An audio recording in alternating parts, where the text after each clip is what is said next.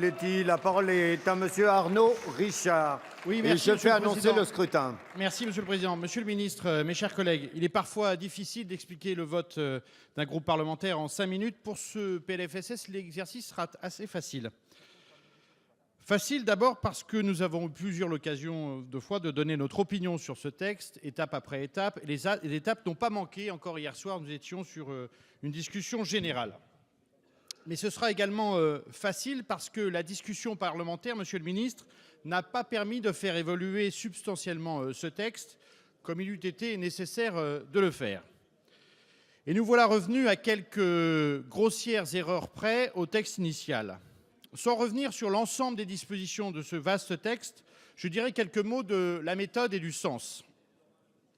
Ce qui s'est passé pendant ces débats questionne beaucoup sur le rôle que vous souhaitez donner au Parlement et une fois encore tout spécialement sur la place que vous accordez à votre propre majorité parlementaire.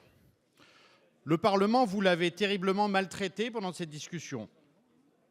Et vous comprenez que sur ces thématiques qui concernent tous nos compatriotes, au moment les plus intimes, les plus décisifs et souvent même les plus tragiques de leur vie, il nous semble particulièrement choquant que la représentation du peuple que nous sommes soit mise à l'index sur ce texte avec une pointe de mépris.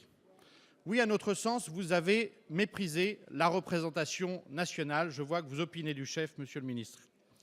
Vous l'avez fait d'emblée, Monsieur le Ministre. Peut-être faute de travail en profondeur. Car comment ne pas rappeler que ce texte qui est présenté en Conseil des ministres le 9 octobre ne fut pourtant mis à la disposition des députés que 48 heures après. Une première, Monsieur le Président de l'Assemblée nationale. À ce dysfonctionnement majeur, d'ailleurs, dénoncé par la présidente de notre commission, Catherine Lemorton, s'en est ajouté d'autres. La première lecture du texte au Sénat a quasiment été bâillonnée, interrompue par le recours du vote bloqué.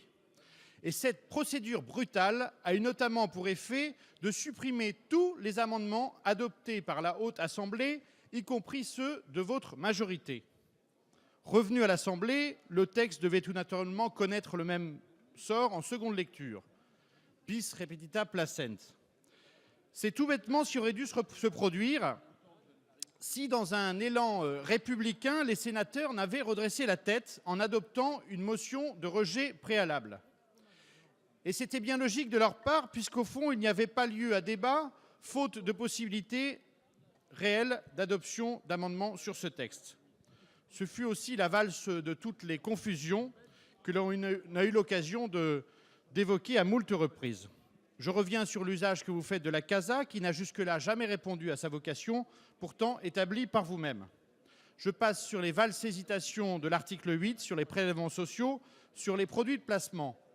Je ne reviens pas sur le faux pas largement évoqué par mon collègue Vercamer sur la clause de désignation, désormais intitulée clause de recommandation, que le Conseil constitutionnel ne manquera pas, à nos sens, de sanctionner. Évoquerai-je ce moment où la santé écrase des pieds la politique familiale, quand l'article 6 modifie les conditions d'attribution de l'allocation de base de la PAJE. Et tout cela pourquoi? Des résultats insuffisants pour faire face aux difficultés à venir, pour protéger durablement nos concitoyens face aux attentes des familles, aux attaques de la maladie, au coup du sort ou à l'avancée inéluctable de l'âge. Nous avons le sentiment, après cette valse à 4 temps, Madame la Présidente de la Commission des Affaires sociales, d'une confusion générale, comme si nous avions tourné en rang dans le sens inverse de celui du monde et des attentes de nos concitoyens. Au fond, vous restez arc-boutés sur des méthodes vexatoires de taxation au prix d'une casse économique, sociale et je dirais même sociétale.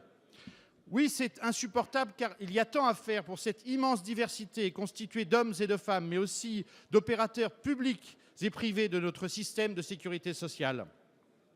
Et c'est parce que les contraintes financières sont lourdes et les nécessités du temps incontournables, Monsieur le Ministre, qu'à notre sens, il fallait s'armer de rigueur et d'ambition. Toutes choses dont ce texte est malheureusement dépourvu.